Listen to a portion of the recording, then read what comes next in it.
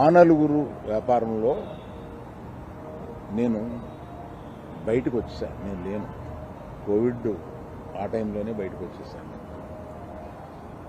నాకున్న అంటే ఎగ్జాంపుల్ మీరు ఇలా చెప్పొచ్చు అనుకోవచ్చు. తెలంగాణలో నాకు ఒక్క థియేటర్ కూడా లేదు ప్రస్తుతం. తెలంగాణలో నాకు ఉన్నది ఒకే ఒక థియేటర్, త్రిబుల్ దానికి ఓనర్.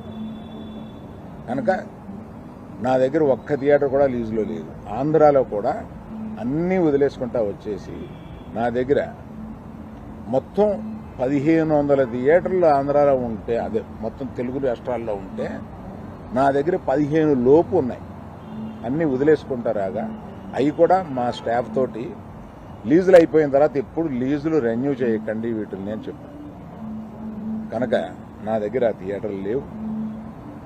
ఎందువల్ల నన్ను అంటే పాత అలవాటు కొద్దీ అందరూ నన్ను ఆ నలుగురులో అదేదో ఫోటోలు వేయడానికి మాది బాగుంటాయి కనుక అందరూ పెద్దల ఫోటోలు వేస్తా విమర్శకు బాగుంటుంది కనుక కొంచెం అలా విమర్శిస్తున్నారు.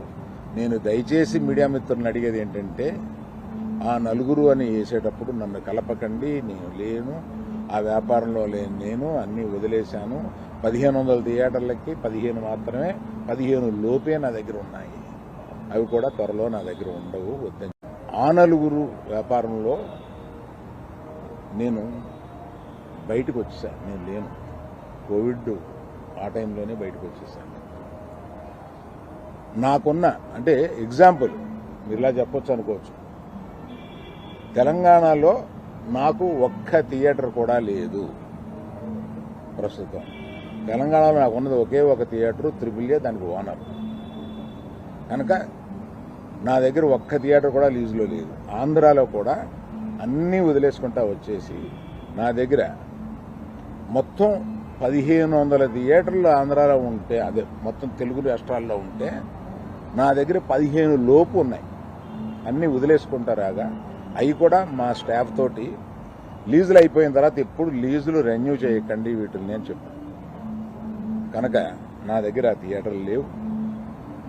ఎందువల్ల నన్ను అంటే పాత అలవాటు కొద్దీ అందరూ నన్ను ఆ నలుగురులో అదేదో ఫోటోలు వేయడానికి మాది బాగుంటాయి కనుక అందరూ పెద్దల ఫోటోలు వేస్తా విమర్శకు బాగుంటుంది కనుక కొంచెం అలా విమర్శిస్తున్నారు.